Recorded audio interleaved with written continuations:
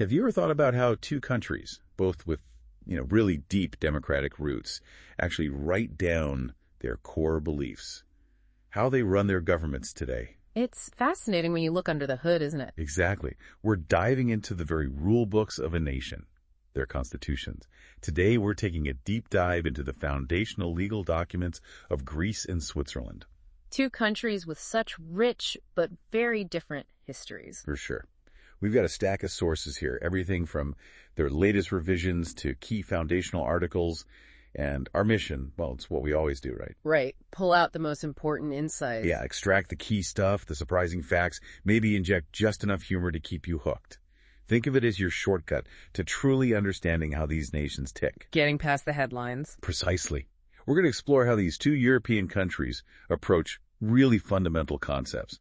Things like national identity, individual rights, the role of religion, even their very methods of governance. Big questions. What choices did they make when they were crafting these ultimate laws? And what do those choices reveal about their national character? Get ready to unpack some truly revealing ideas here. Foundational principles and national identity. Okay, so to kick us off. Yeah. What do these foundational texts, these constitutions, tell us about each country's soul right from the very start? What are their guiding philosophies, the things that set the tone for everything else? Mm-hmm. It's incredibly revealing, actually. Just looking at the preambles in the first few articles, they really do set the stage. It's almost like an immediate declaration of what the nation fundamentally stands for. So like a mission statement. Kind of, yeah. For Greece, the Constitution, right from its very start, it sets this profoundly ethical and human-centric bar for all state actions. Yeah. It establishes that the respect for and protection of human dignity constitute the primary obligation of the state. Obligation, not just a right. Exactly. It's presented as the foremost duty of the state, so that frames all subsequent governance and policy around this core human value. It implies that every single decision the state makes must, at its heart, serve to uphold and protect the dignity of its citizens. That's a powerful starting point. It is. And beyond that internal focus, the Greek constitution also clearly talks about Greece's commitment to peace, justice, as well as the development of friendly relations among peoples and states. And it explicitly says it's following the generally recognized rules of international law. So looking outwards as well. Definitely. It speaks to a strong outward-looking stance, emphasizing adherence to global norms and, a desire for international cooperation and a place within the international community. Okay, Greece. Dignity first, internationally cooperative. What about Switzerland? How do they start? Switzerland, well, it begins its preamble with a more traditional nod in the name of Almighty God, which, acknowledges its historical and cultural roots. Right. But it swiftly transitions to articulate a much broader set of modern sort of progressive values. It talks about responsibility towards creation. Interesting phrasing. Environmental hint there. Yeah, it hints at environmental consciousness right from the outset, which is quite forward-thinking for a constitutional document. It then emphasizes liberty, democracy, independence, and peace in a spirit of solidarity and openness towards the world. So it's demonstrating this nuanced balance between tradition and contemporary principles. Solidarity and openness alongside independence. Exactly. But a particularly striking and I think quite powerful line in the Swiss preamble notes that the strength of a people is measured by the well-being of its weakest member. Wow. Okay, that's a strong statement. It really is. It's not just rhetoric. It sets a broad, inclusive, and deeply socially conscious agenda. It emphasizes collective responsibility and the welfare of all citizens, right from the very beginning of its foundational document. So it suggests a strong social safety net, a community focus. I think so, yes. A community-oriented approach to governance, highlighting the importance of every individual in the national fabric. So, okay, we have Greece prioritizing human dignity and international law, and Switzerland blending tradition with social responsibility, environmental awareness. What does this all mean for their actual state structure? Yeah. These opening statements feel like they're laying the groundwork for fundamentally different ways of organizing government. Precisely. And this fundamental divergence isn't just about abstract values. It profoundly shapes everything. Everything from national identity to how quickly these nations can adapt to challenges. The structural difference is arguably the most fundamental point of divergence between the two. So how does that play out in the text? Well, when you look at their state blueprints, you see two very distinct approaches to how power is distributed and exercised. Okay. Let's start with Greece again. Greece, for instance, operates as a classic unitary presidential parliamentary republic. Unitary meaning centralized power. Essentially, yes. Power is largely centralized at the national level. The Constitution states that the legislative function is exercised by the Parliament and the President of the Republic, with Parliament holding the primary legislative authority. But crucially, its Article 110 contains this list of provisions that cannot be revised. Unchangeable parts. Exactly. And among them is the basis and the form of the polity as a presidential parliamentary republic. So the core structure is locked in. Absolutely. It speaks to a deeply entrenched, unchanging core identity of the state structure. It reflects a strong desire for constitutional stability and continuity in its fundamental form. It tells you that the core architecture of the Greek state is considered unalterable by design, ensuring a consistent central authority. Which means uniformity, centralized decisions for the whole country. That's the model. Okay, so Greece is centralized and its core form is fixed. How does Switzerland compare? You mentioned federal. Switzerland, on the other hand, is a staunch federal state. Its constitution immediately signals this multi-layered structure by identifying the specific cantons that form the confederation. The cantons are like states or provinces. Exactly, the constituent states. And the constitution makes this decentralization crystal clear, it says. The cantons are sovereign except to the extent that their sovereignty is limited by the federal constitution. They exercise all rights that are not vested in the confederation. So power starts at the cantonal level. That's the principle of residual powers. If the power isn't specifically given to the federal government, it stays with the cantons. So instead of power flowing downwards from a central authority, it largely originates at the local level and is only ceded upwards when absolutely necessary. Makes sense. And the Swiss Constitution also formally enshrines the principle of subsidiarity. Subsidiarity, meaning decisions are made at the lowest possible level. That's it. The Confederation only undertakes tasks that the cantons are unable to perform or which genuinely require uniform regulation. So if a local issue can be resolved by a town, it stays local. If it requires a regional approach, the canton handles it. Only national issues go to the federal level. Right. Only when a problem truly impacts the entire nation, like national defense or complex international trade agreements, does the federal government step in.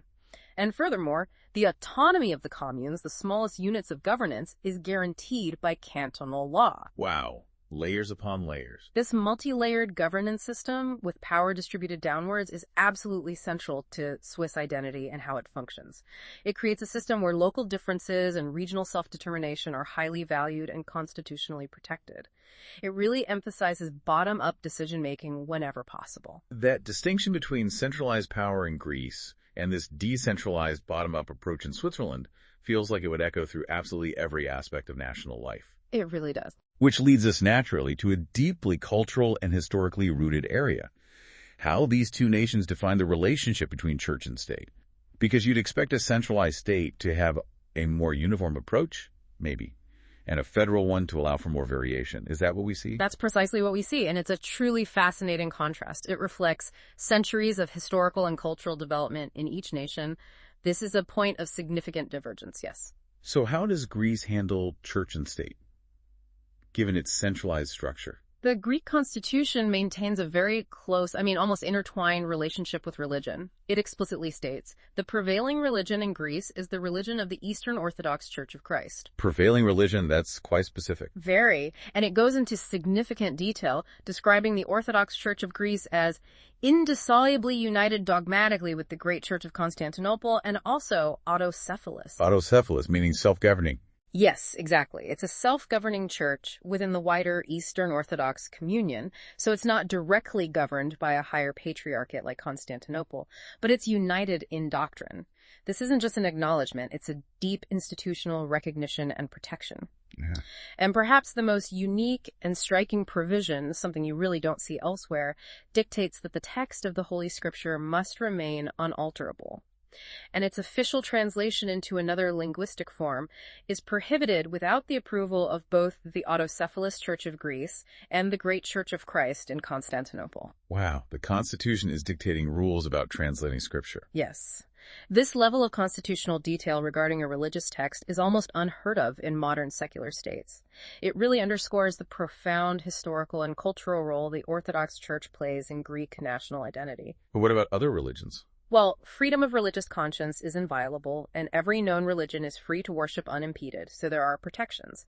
However, the same article also states that proselytism is prohibited. Trying to convert people is banned. That's the implication, yes. So it illustrates a system where the dominant religion is constitutionally recognized, protected, and even its sacred texts are safeguarded in this very specific institutional way.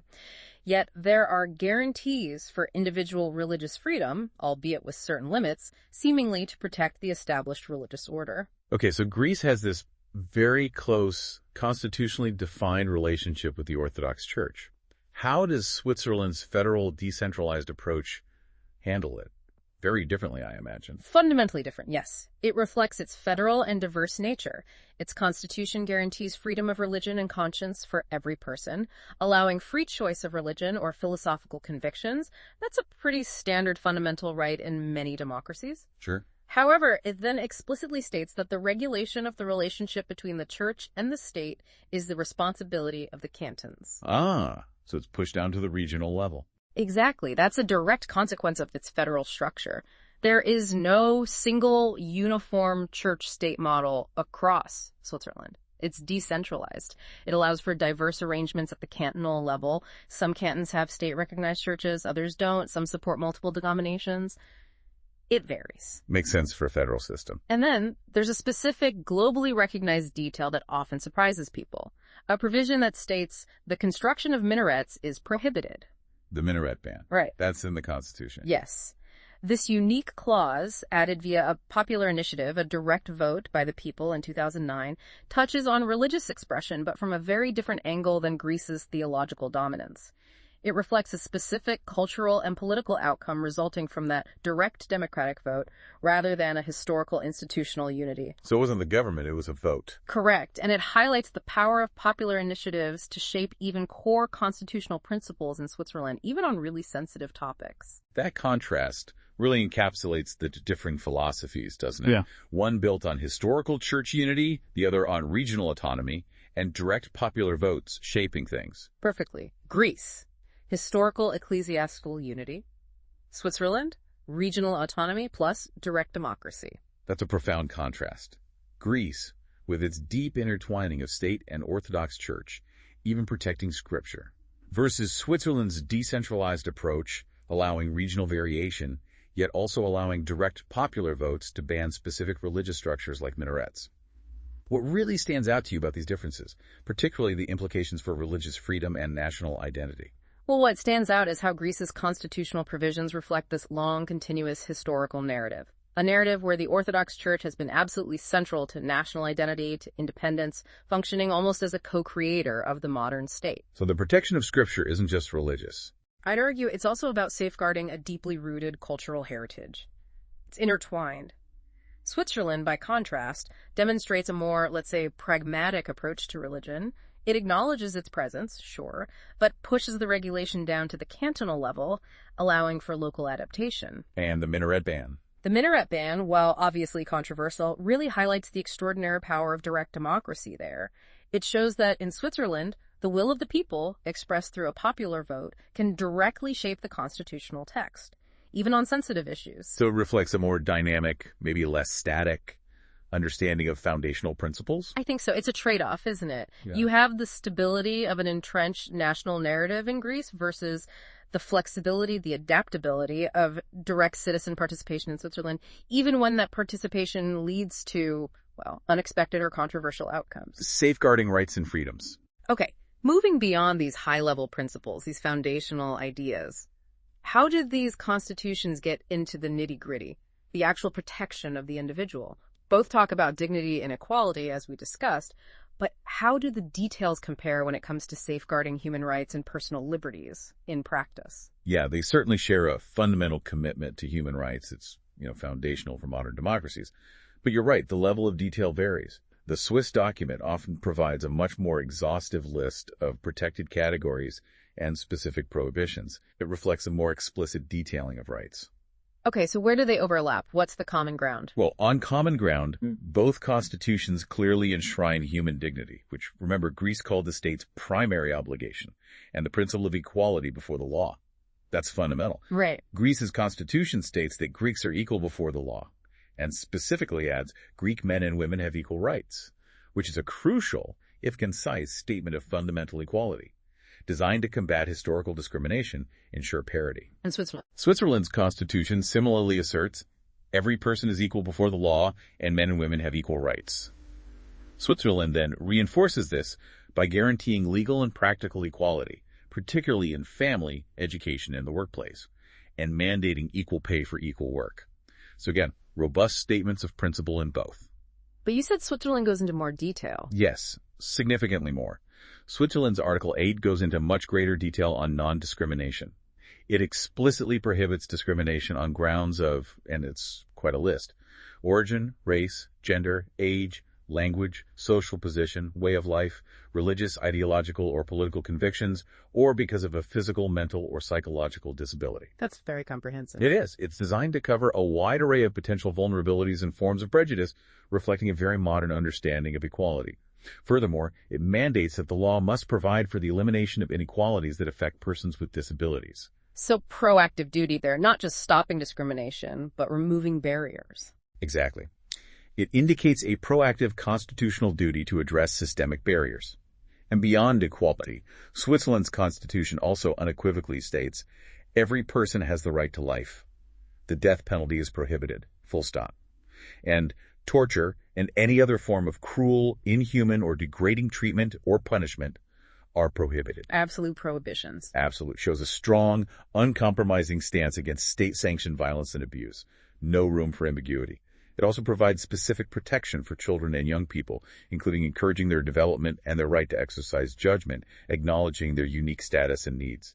So a very modern, detailed approach in Switzerland. Yes, leaving little to interpretation regarding protected classes and absolute prohibitions. It's clear both value these rights, absolutely, but the Swiss document certainly drills down on the specifics, mapping out a very broad protective framework. Let's unpack this further. How are personal liberties handled, beyond just non-discrimination?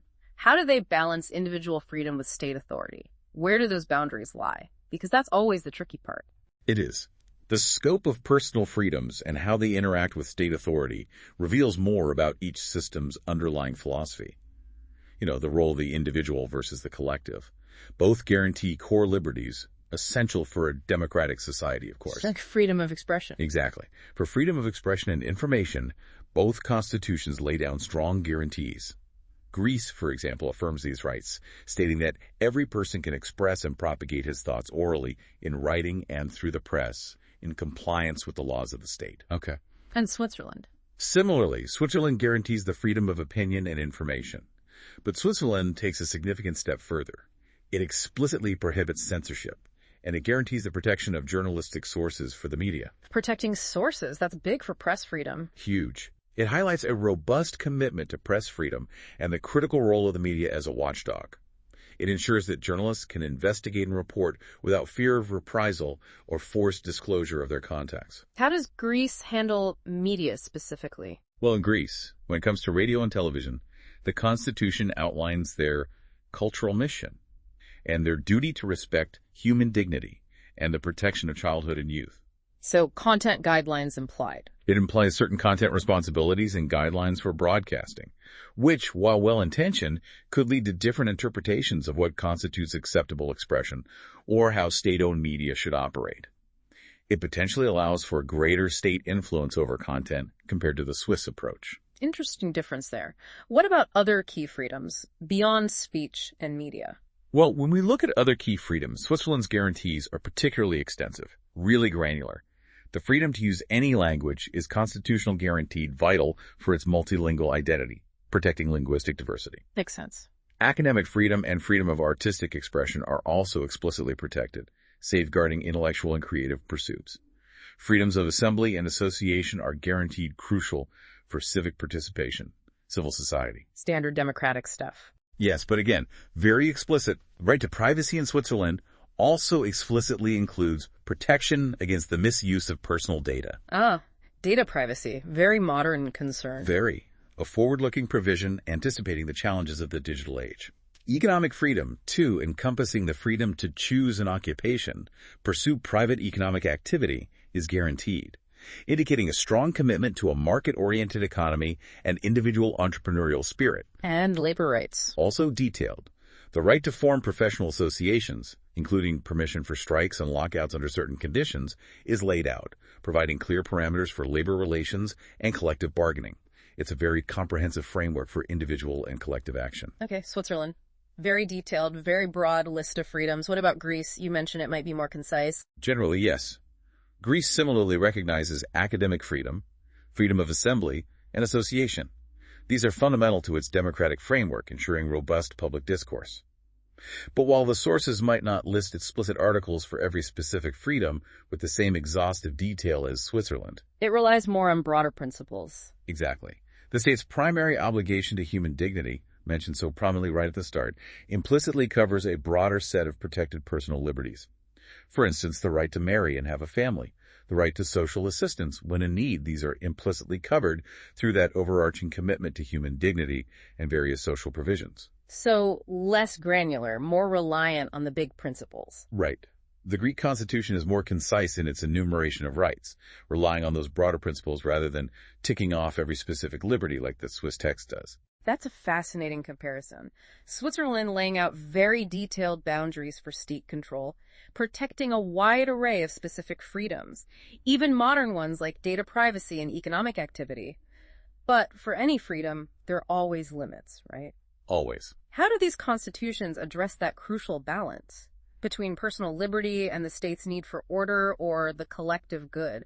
Where do they draw that line? And what kind of social safety nets do these documents envision? This feels really important. Absolutely. Every constitution has to define the boundaries of rights, and how they do so reveals differing philosophies, particularly regarding the relationship between the individual and the state, the welfare state, and the enforceability of social provisions. So how does Switzerland handle limiting rights? You said they have a specific article. Yes, a specific and very powerful article on restrictions of fundamental rights.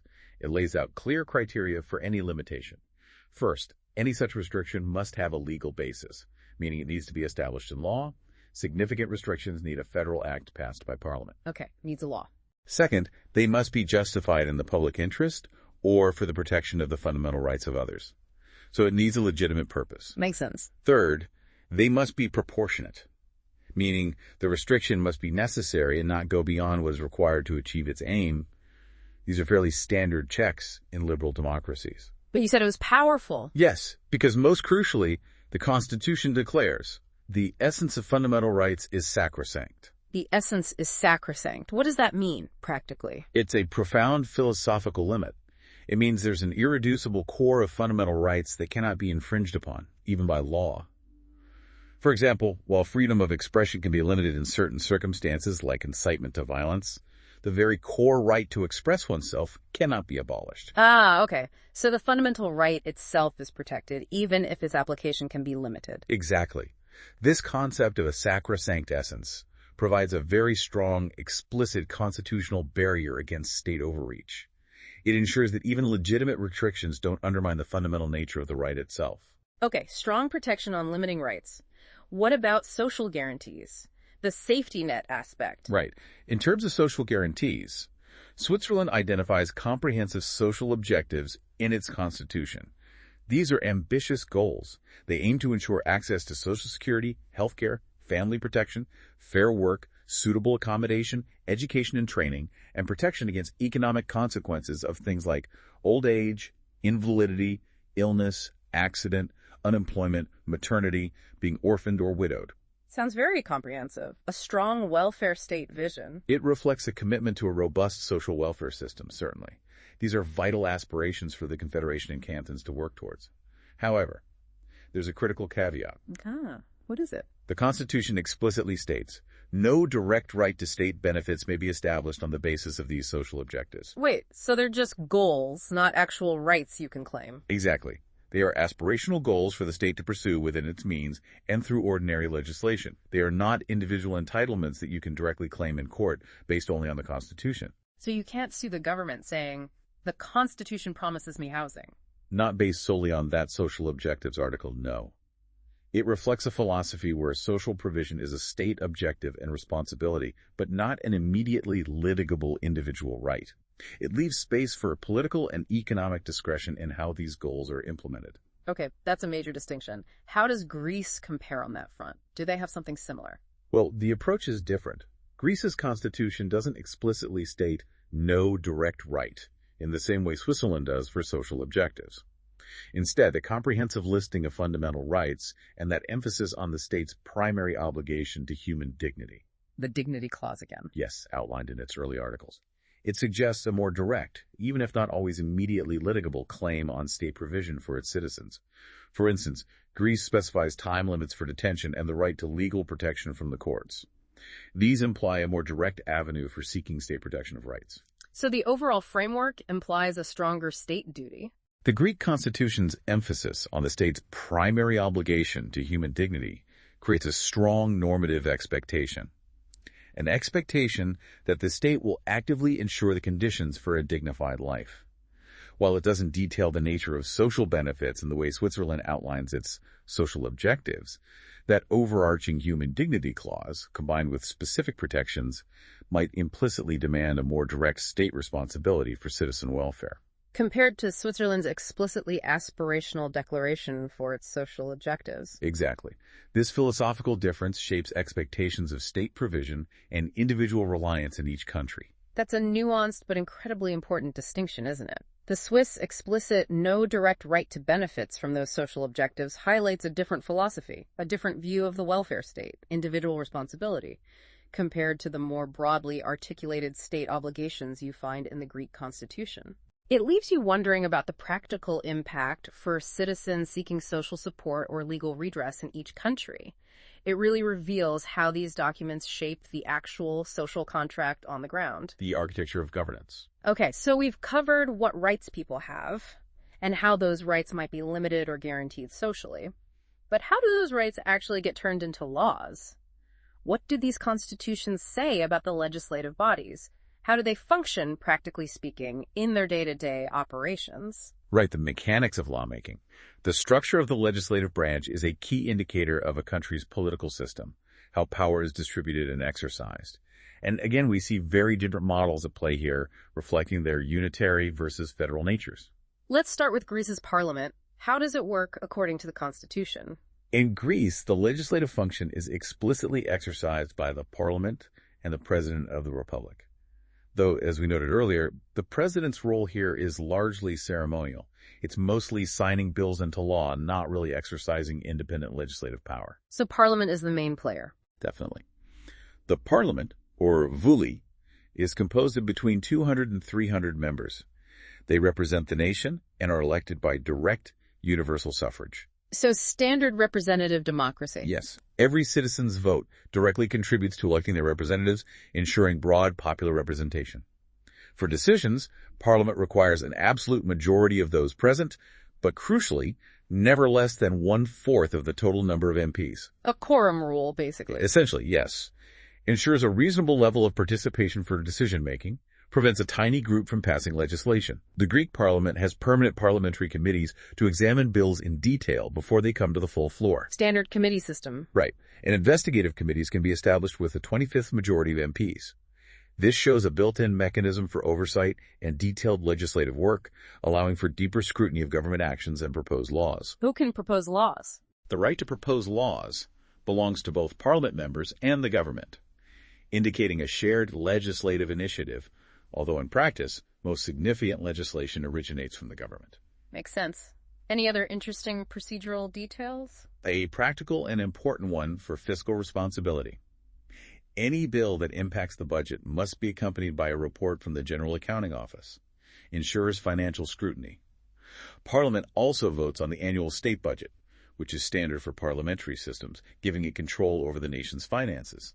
And the government answers to Parliament. Absolutely. A crucial aspect of a parliamentary system, central to the Greek model, is the confidence vote. The government must have the confidence of the parliament and can be subject to a no-confidence motion. So Parliament can bring down the government. Exactly. This mechanism ensures strong government accountability to the elected representatives. If the government loses Parliament's confidence, it typically falls. Okay, so Greece. A single, powerful parliament with strong oversight and the power to dismiss the government. How does Switzerland's legislature compare? You mentioned bicameral earlier. Yes, Switzerland, in stark contrast, has a legislative branch where the Federal Assembly is declared the supreme authority of the Confederation. Although it's explicitly subject to the rights of the people and the cantons, it is a bicameral system, 2 chambers. And crucially, they are of equal standing. Equal standing. That's not always the case, is it? No, it's highly significant. Yeah. You have the National Council and the Council of States. The National Council has 200 representatives of the people, elected by proportional representation, directly reflecting the population's numerical strength. Okay, representing the people. Then the Council of States has 46 representatives of the cantons. Each canton decides its own election rules for these representatives. Ah, so representing the regions, the cantons. Precisely. This directly embodies the federal nature of the state and ensures regional voices are heard. It prevents larger cantons from dominating legislative outcomes. And they're equally powerful. Yes. For most Federal Assembly decisions, the agreement of both chambers is required. That's a significant check and balance, giving both the popular and the cantonal representatives a strong voice. So a law has to pass both houses. Correct. They even hold joint proceedings for specific tasks, like elections or deciding on jurisdiction conflicts. Quorum and majority rules are specified, including the requirement of an absolute majority of the members of each of the 2 councils for certain critical decisions. Like what? Like declaring a federal act urgent or approving large financial commitments. This rigorous requirement further reinforces the power and equal standing of both chambers and the federal structure. It makes legislation a true negotiation between population and regional interests. So both have parliaments, but the Swiss structure, with its 2 equally powerful chambers, is a direct reflection of its federal nature. Regional interests have a really strong voice in the legislative process there. Absolutely. It's not just about what laws are made, but who has to agree to them. It must make for a fascinating legislative dance, requiring a lot of consensus building, I imagine. It does. It shapes the whole political culture towards finding common ground. Okay, from the lawmakers to the implementers. How do these constitutions define the executive branch? Who's in charge? How do they actually run the country day to day? Because this is where the theoretical framework hits the ground running, right? Definitely. And the executive branches are strikingly different. They embody contrasting democratic models, a parliamentary republic with a largely ceremonial head of state in Greece, versus a really unique collegial executive in Switzerland. Let's start with Greece again. The president, largely ceremonial, you said. Yes, the President of the Republic is, as mentioned, formally part of the legislative function, but their actual powers are constitutionally limited. There are eligibility requirements, Greek citizen for 5 years, Greek origin, 40 years old, right to vote. How are they chosen? Elected by the parliament through a roll call vote, not by direct popular vote, which strongly reinforces their parliamentary connection rather than an independent popular mandate. There are detailed provisions for temporary replacement too, usually by the President of the Parliament. And the limits on their power. A key characteristic is articulated right in the Constitution. The President of the Republic has no other powers than those expressly conferred upon him by the Constitution and the laws consistent therewith. So only what's written down. Exactly. It clearly indicates a largely ceremonial role. The President acts on the proposals of the government, basically rubber-stamping decisions rather than initiating them. This means that while they are formally involved in the legislative process, their actual executive power is severely constrained. It's the typical role of a head of state in a parliamentary system. Can they be removed? Yes, the president can be impeached for high treason or intentional violation of the Constitution, requires a proposal from at least 1/3 of MPs, and acceptance by 2/3 of Parliament. So a strong accountability mechanism. What about emergencies? In urgent, unforeseen cases, the president can issue acts of legislative content, but only upon the proposal of the cabinet. And these acts must then be submitted to Parliament for ratification within 40 days. A critical check on executive power, a safeguard against overreach during emergencies. Okay, Greek president, symbolic head, limited power, chosen by Parliament. How does Switzerland's executive work? You said collegial. Yes, Switzerland presents a unique executive model. The Federal Council is declared the supreme governing and executive authority of the Confederation. What's truly distinct is that it is a 7-member collegial body. 7 people sharing the top job, not one president or prime minister. Correct. These 7 members are elected by the Federal Assembly, the joint session of both parliamentary chambers, for a 4-year term. Interesting. How do they choose the 7? Well, a significant detail is the constitutional requirement to ensure that the various geographical and language regions of the country are appropriately represented. So balancing regions and languages is built in. Vital for maintaining consensus and national cohesion in such a diverse country. Ensures all major linguistic and regional groups feel represented in the highest executive body. And decisions are reached as a collective, not by individual ministers acting unilaterally. So they all have to agree, or at least stand behind the decision. Typically, yes. All 7 members usually stand behind a decision, even if they personally disagree during deliberations. This promotes unity and presents a unified front. Who's the leader then? Is there a president? There is a president of the Confederation, but they are simply one of the 7 federal council members, elected annually by the Federal Assembly, and crucially cannot be reelected for the following year as president or vice president. So the leadership rotates every year. Exactly. It further emphasizes the collegial nature and prevents any single member from accumulating too much personal power. Ensures leadership rotates. What about emergency powers for this council? In emergencies, the Federal Council has powers to take measures to safeguard internal and external security. It can issue ordinances and rulings of limited duration and mobilize armed forces. But, and this is important, it must convene the Federal Assembly without delay if more than 4,000 troops are mobilized or deployment exceeds 3 weeks. Checks and balances, even in emergencies. Yes. This collegial system emphasizes shared responsibility and consensus building. It's a hallmark of Swiss political culture, often making their executive appear less driven by partisan politics than in other countries. That multi-member Swiss Federal Council, contrasting with Greece's largely symbolic presidency, it represents a deeply rooted commitment to collective leadership, doesn't it? Absolutely. What are the practical implications of such a consensual executive? Does it make decision-making slower? Or maybe more robust and widely accepted because of the consensus involved? That's an excellent question. It really goes to the heart of the Swiss system. Yeah. And the answer is probably both. Yes. Well, a collective executive might sometimes lead to slower decision-making, absolutely. Forging consensus among 7 members with diverse regional and political backgrounds takes time. However, the key benefit is robustness and stability. Decisions stick better. Often, yes. Decisions reached by the Federal Council tend to have broader support and legitimacy across the political spectrum in various regions. This reduces the likelihood of sharp policy reversals when the government composition changes slightly. It's designed to be a pragmatic, almost technocratic body focused on governing, rather than a highly partisan one. Compared to Greece. Right. Compared to Greece, where the prime minister and cabinet are directly dependent on parliamentary confidence, you can see more frequent shifts in policy direction with changes in government. It's a trade-off. Dynamic, potentially faster change in a parliamentary system versus stable, consensual evolution in a collegial system. Fascinating trade-off. Okay, so we've covered how laws are made and executed. What about justice? How do these constitutions guarantee a fair legal system and, crucially, the independence of the courts? Because ultimately, the rule of law hinges on that independence, doesn't it? It absolutely does. And both nations prioritize judicial independence. It's a cornerstone of the rule of law. But their organizational specifics, and importantly, the scope of judicial review, differ significantly, reflecting different conceptions of the judiciary's role in the overall system. How does Greece ensure judicial independence and fairness? In Greece, the Constitution ensures everyone's right to legal protection from the courts, a fundamental guarantee of access to justice for all citizens. The courts are categorized administrative, civil, and criminal, and organized by specific laws allowing for specialized legal processes. Specialized courts for different issues. Right. And a key guarantee for transparency and accountability is that every judicial decision must be specifically and extensively reasoned and pronounced in public session. Reasoned judgments made public. Exactly. Ensures that justice is not only done, but is seen to be done.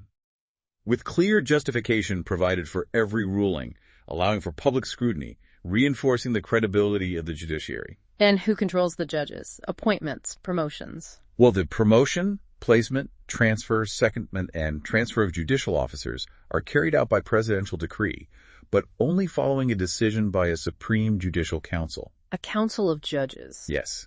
This council itself has a specific composition, including the president of the relevant Supreme Court and elected members from that court. It's designed to ensure judicial input into these crucial personnel processes, This mechanism safeguards independence from purely political appointments, allowing the judiciary a significant degree of self-governance in its internal affairs, really bolstering its autonomy. Okay, Greece emphasizes reasoned judgments, public proceedings, and judicial input into appointments. What about Switzerland's judiciary? You mentioned differences in judicial review. Yes. Switzerland's system also prioritizes judicial independence, but its structure for judicial review, particularly concerning federal legislation, is quite different. The Federal Supreme Court is the supreme judicial authority of the Confederation, and its independence is explicitly guaranteed. The judicial authorities are independent in the exercise of their judicial powers and are bound only by the law. Standard independence clause. Right. It hears disputes concerning federal law, international law, intercantonal law, and cantonal constitutional rights, indicating broad oversight. However, a notable and really distinct aspect is this. Acts of the Federal Assembly or the Federal Council may not be challenged in the Federal Supreme Court. Wait, the Supreme Court cannot challenge federal laws? Generally, no. Federal legislation, once passed by the Federal Assembly, is presumed constitutional and cannot be directly overturned by the Supreme Court. That's a huge difference from systems like the U.S. Huge. It's a significant departure from the strong judicial review seen in many other democracies, where courts can strike down laws passed by the legislature. This approach implies a greater deference to the will of the legislature and, importantly, the people, given Switzerland's direct democracy in crafting federal law. So the court can't invalidate a federal law just because they think it's unconstitutional? Not in the way we might typically think of judicial review for federal statutes. Access to the federal Supreme Court is guaranteed by law, with provisions for legal aid for those without sufficient means, ensuring justice is accessible regardless of financial status. And the system allows for other federal judicial authorities, like a federal criminal court, and ensures that cantons appoint their own judicial authorities, reflecting its federal structure in the judicial sphere too. That's a fascinating detail, the Swiss Supreme Court's inability to challenge federal legislation. It really raises an important question. How does this affect the balance of power, especially between the legislative and judicial branches? The Greek system, with its reasoned judgments and judicial self-governance in appointments, seems to build in strong checks. But Switzerland's approach suggests a very different kind of balance. It potentially gives much more final authority to the legislative will, doesn't it? It's a critical difference, yes. In Greece, the judiciary, through its power of judicial review, even if not explicitly stated as broadly as in some systems, it's inherent in ensuring legality and constitutionality, acts as a strong check on both the legislative and executive branches. The requirement for reasoned judgments allows citizens to understand how the law is applied and tested against the Constitution. In Switzerland, that limitation on challenging federal acts reflects a profound trust in the legislative process, a process which, as we'll discuss, is heavily influenced by direct democracy. The underlying idea seems to be that if the people and the cantons, through their parliamentary representatives and direct votes, have approved a law, then the judiciary should generally uphold it.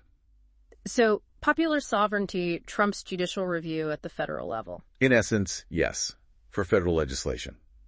It places the ultimate constitutional authority more firmly with the people and their elected federal bodies, rather than vesting a broad power of nullification in the courts for those specific acts.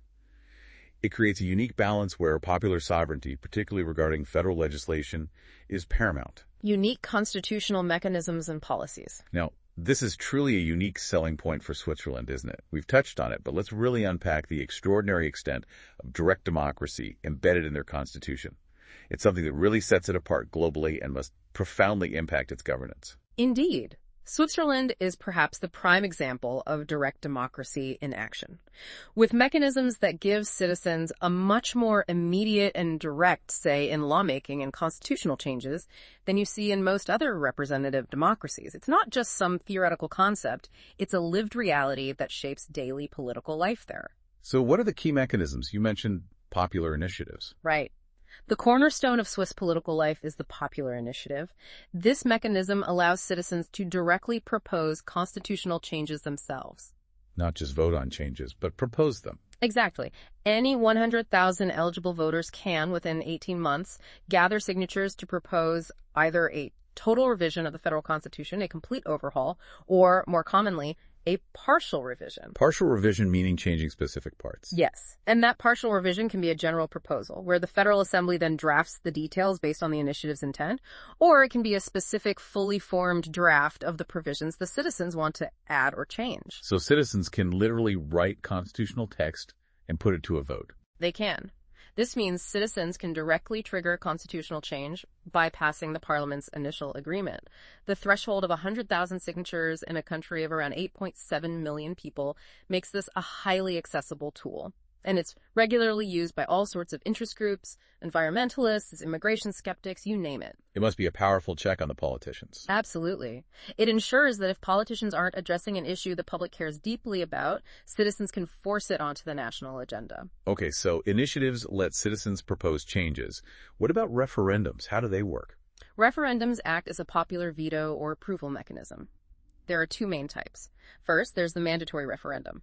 Certain acts must be put to a vote of the people and the cantons. No choice. What kind of acts? Fundamental changes, like amendments to the federal constitution itself or significant international decisions such as joining organizations for collective security like the UN, which Switzerland eventually joined after a popular vote, or supranational communities.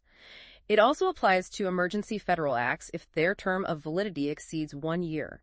They have to be voted on within a year of being passed by Parliament. So major national decisions always go to the people. Yes. This provides a powerful, often used check, ensuring profound changes have broad public and cantonal consent. Second, there's the optional referendum. This allows citizens to challenge laws that Parliament has already passed. A citizen veto. Effectively, yes. Federal acts, certain federal decrees, and significant international treaties can be submitted to a vote of the people if requested by 50,000 voters or 8 cantons within 100 days of the law being published. So even if Parliament passes a law, enough citizens can force a nationwide vote on it. Precisely. It gives citizens and cantons a de facto veto power over legislation and treaties, effectively challenging the parliamentary decision. Wow. Initiatives to propose. Referendums to approve or veto. How does the voting actually work? Right. Especially if both the people and the cantons have to agree. Right. The voting mechanics for these direct democratic instruments are quite sophisticated.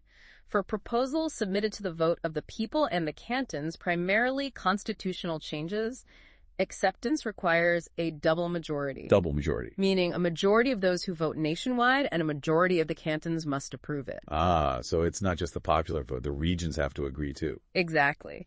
This is crucial because it ensures that both the numerical majority of the population and the majority of the constituent states agree. It protects smaller cantons from being constantly outvoted by larger, more populous ones. A proposal might win a national popular majority but still fail if it doesn't also win the majority of cantons. So a proposal needs broad support across the country, not just in big population centers. That's the idea. And there's even more nuance.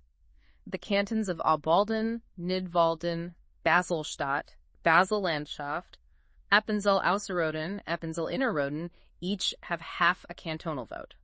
A further historical detail ensuring even smaller entities have a distinct voice. Half votes. Okay, that's intricate. What if there's an initiative and Parliament offers an alternative? Good question.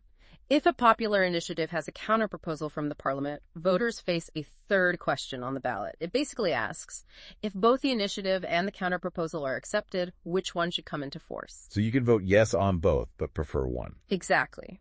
The outcome is then determined by which proposal achieves the higher sum of the percentage of votes of the people and the percentage of votes of the cantons. It's a highly sophisticated mechanism designed to manage competing popular wills and ensure the most broadly supported outcome. Allows for a very nuanced expression of popular sovereignty. Okay, let's just pause on that. This level of direct citizen involvement, proposing constitutional changes, vetoing laws, these complex double majorities. The third question.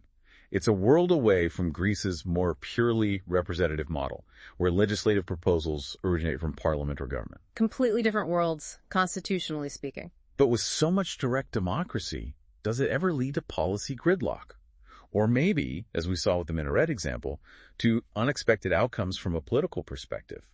How does Switzerland maintain stability with so much constant citizen input potentially shaking things up? It's true, it's a constant balancing act. There are certainly arguments that direct democracy can slow down policy implementation, no doubt. Every significant decision can be challenged. And yes, sometimes the outcomes of popular votes can be surprising or even seem to contradict broader policy goals or international norms. Like the minaret ban or some immigration votes. Exactly. However, the Swiss system is fundamentally designed around consensus. That need for a double majority forces proponents of any change to seek compromise and broad appeal. It prevents simple majority rule from steamrolling regional interests or minority opinions too easily. So the process itself encourages finding common ground. Largely, yes. And this deep citizen involvement, this constant possibility of having your say, fosters a very strong sense of ownership over political decisions, which in turn tends to lead to high levels of legitimacy and stability. Citizens, having had their say, tend to accept the outcome, even if it wasn't their preferred choice. So it might be slower, but the decisions are more deeply rooted, more accepted. That's the theory, and often the practice. It's a slower but often more deeply rooted form of legitimacy. That's a fascinating trade-off. Maybe sacrificing speed for stability and deeper legitimacy. So, given all this direct citizen power in Switzerland versus the more entrenched system in Greece, how easy or difficult is it to change the very rule book itself in these two countries? This is where we see their philosophies about constitutional permanence versus adaptability really come into play, isn't it? Absolutely. This is another point of significant contrast. It reveals how much each nation values stability versus adaptability in its foundational law. Let's start with Greece. You mentioned unchangeable articles earlier, difficult to revise. Yes, the Greek constitution is characterized by significant entrenchment, meaning it's designed to be difficult to change. It contains that list of unrevisable provisions we talked about. Like the form of government being a presidential parliamentary republic. Exactly. That plus specific paragraphs from key human rights articles on human dignity, religious freedom, the separation of powers. These core elements of the state and its fundamental values are intentionally placed beyond the reach of constitutional amendment. Why do that? What's the thinking? It reflects a deep desire for stability and continuity in its core identity. It signals that these foundational principles are considered non-negotiable and intended to endure, regardless of shifting political winds. Okay. And the process for changing the revisable parts, is that easy? No, it's quite elaborate. First, the need for revision must be determined by one parliament. That requires a 3/5 majority vote held twice, at least 1 month apart. And they have to specify exactly which provisions they think need revising. Okay, step one. Parliament agrees revision is needed. Then the next parliament, after new elections, in its first session, actually decides on these proposed revisions. That requires an absolute majority, or a 3/5 majority if the first parliament's vote was closer. So it spans two separate parliaments across an election. Yes. This multi-stage process, spanning 2 parliamentary terms, ensures that constitutional change is not impulsive or based on a temporary political majority. And furthermore, a revision of the Constitution is not permitted before a period of 5 years has elapsed from the completion of the previous one. Wow, a 5-year waiting period between revisions. Right. It makes constitutional change a deliberate, multi-stage, and infrequent process.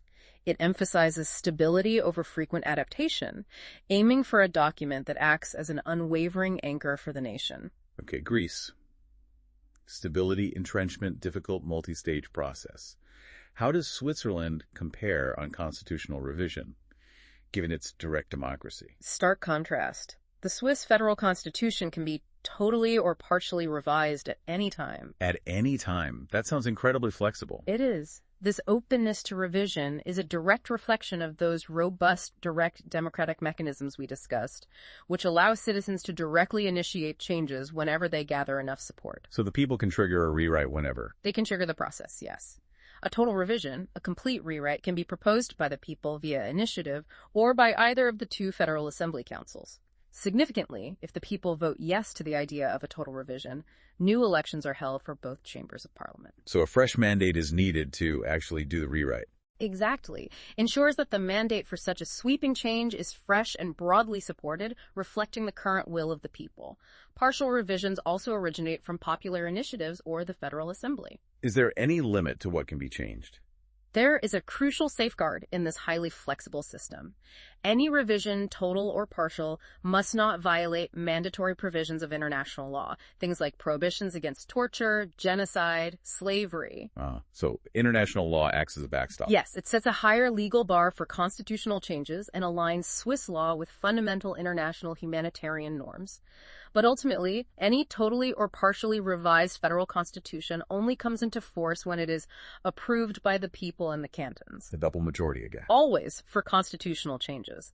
This makes the Swiss constitution a truly living document, constantly adaptable to the will of its people and cantons, but always with strong democratic checks to ensure broad consensus for any change.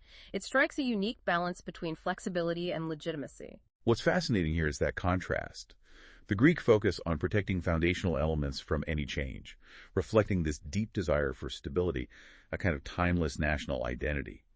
While Switzerland's extraordinary flexibility is coupled with these powerful, direct democratic checks that ensure popular consent for every single constitutional alteration. It's a fundamental difference in how they view the very nature and purpose of their supreme law. One an anchor, the other maybe more like a sail. That's a nice analogy, an anchor versus a sail, constantly adjusted by the crew. Okay, beyond these big structural differences, the direct democracy, the revision processes, what are some of the truly unique or maybe surprising specific provisions that caught your eye in these documents? Because these often tell you so much about a nation's specific concerns, historical nuances, distant societal values, things you wouldn't necessarily find in a generic constitutional template. Oh, absolutely. There are several fascinating, culturally specific details that really paint a vivid picture of each nation, often reflecting unique historical trajectories or particular societal concerns that have made their way into the highest law of the land. What stands out for Greece? For Greece, one truly unique constitutional acknowledgement is found regarding the Athonite regimes. Mount Athos, the monastic state. Exactly, the self-governing monastic state of Mount Athos. The Constitution specifies that the detailed rules for these regimes are determined by the constitutional charter of the Holy Mountain. And this charter is drafted and voted on by the 20 holy monasteries in cooperation with a state representative. So the monks write their own rules with state input. Yes. And this charter then needs to be ratified by both the Ecumenical Patriarchate in Istanbul and the Hellenic Parliament in Athens. Spiritually, Mount Athos is under the supreme supervision of the Ecumenical Patriarchate. But administrative oversight, especially regarding public order and security, belongs exclusively to the Greek state. Wow, that's a complex arrangement. It reflects a truly unique blend of ecclesiastical and state authority over a specific autonomous territory. It underscores the deep historical and religious ties that permeate the Greek state and its enduring respect for this ancient monastic tradition. It's a remarkable constitutional recognition of a religious entity with a unique status. That is very specific. Anything else unique in the Greek constitution? Another distinctive provision is its explicit care for its diaspora, found under the heading Overseas Hellenism. The Constitution states that the state shall care for the life of overseas Hellenism and the maintenance of its ties with the motherland. The state has a duty to Greeks living abroad. Yes. And it also provides for the establishment of the Council of Overseas Hellenism, SAU, tasked with expressing all the forces of Hellenism around the world. This highlights Greece's strong, constitutionally mandated connection to its diaspora. It recognizes the immense cultural, demographic, and economic importance of Greeks living abroad. So a commitment to maintaining national identity beyond its geographical borders. Exactly. It's a unique provision reflecting a nation with a long history of emigration and a strong global community. Okay, Mount Athos and the diaspora for Greece. What about unique Swiss provisions? You mentioned some stemming from direct democracy. Yes, several remarkable specifics, often resulting directly from popular initiatives. Its constitution contains remarkably detailed provisions on immigration control and foreign nationals, for example. More detailed than usual. Much more. For instance, it outlines specific conditions for expulsion, like if someone poses a risk to security, and it even mandates loss of residence rights for certain specific criminal offenses, listing things like intentional homicide, rape, serious violent offenses, robbery, human trafficking, drug trafficking, burglary, or even improper claims of social benefits. Listing specific crimes that lead to losing residency in the Constitution. Yes. And even more striking is a specific article, Article 121A, adopted via popular initiative, which asserts that Switzerland shall control the immigration of foreign nationals autonomously. It mandates annual quantitative limits and quotas for residence permits, prioritizing Swiss citizens and restricting rights like permanent residence or family reunification. Quotas in the Constitution. Yes. And most significantly, it declares no international agreements may be concluded that breach this article. Wow. So the Constitution potentially overrides international treaties on immigration. That's the assertion. This clause clearly demonstrates a strong national sovereign stance on immigration, prioritizing domestic control, even potentially overriding existing or future international commitments. It's a very bold statement in a constitutional text and has sparked considerable international and domestic debate. That's certainly specific and controversial. Anything else uniquely Swiss, maybe reflecting its geography? Absolutely. Given its unique geography, Switzerland also has specific provisions related to its environment, particularly the Alps. Its constitution includes a clause concerning alpine transit traffic. It aims to protect the alpine region from the negative effects of transit traffic and explicitly mandates that transalpine goods traffic shall be transported from border to border by rail. Putting goods on trains, not trucks, through the Alps, mandated by the Constitution. Yes. It's a highly specific policy choice enshrined in the Constitution, reflecting a deep environmental consciousness and a desire to protect a vital geographical area from pollution and heavy road traffic. More broadly, the Constitution outlines a strong commitment to sustainable development, protection of the environment, spatial planning, and the protection of natural and cultural heritage, including specific details on forests, water resources, and preserving animal and plant life. A very green constitution in parts. It demonstrates an expansive and detailed view of state responsibility for environmental stewardship, reflecting a long-standing national concern. Any other surprising specifics? One more area where Switzerland's constitution delves into quite specific detail is ethical and scientific regulation, particularly gene technology. Really? What does it say? Well, one article explicitly prohibits human cloning, interference with human reproductive genetic material, embryo donation, and surrogate motherhood. It also prohibits trade in human reproductive material. Banning specific scientific procedures in the Constitution. Yes, and another article extends protection against the misuse of non-human gene technology, with a transitional provision that actually ensured Swiss agriculture remained gene technology free for 5 years after its adoption, following a popular vote. So a constitutional ban on GMOs in farming, at least temporarily. Essentially, yes. It reflects a detailed, cautious, and ethically driven approach to emerging technologies, showcasing a preventative and protective stance regarding scientific advancements and their societal implications. These are complex areas many constitutions avoid getting specific about, but Switzerland has codified them directly, often driven by popular concerns expressed through initiatives. These unique provisions truly paint such a vivid picture, don't they? Each nation's priorities, their distinct societal concerns, from Greece's historical ties to Mount Athos and its global diaspora, to Switzerland's granular control over immigration, its commitment to protecting the Alps, and its ethical stance on gene technology, it really shows that constitutions aren't just dry legal texts. Not at all. They're dynamic reflections of a nation's character, its history, its anxieties, and its aspirations. Outro. Well, we've really taken a deep dive into these two fascinating constitutions, haven't we? Uncovering the intricate details, the big philosophies that shape modern Greece and Switzerland.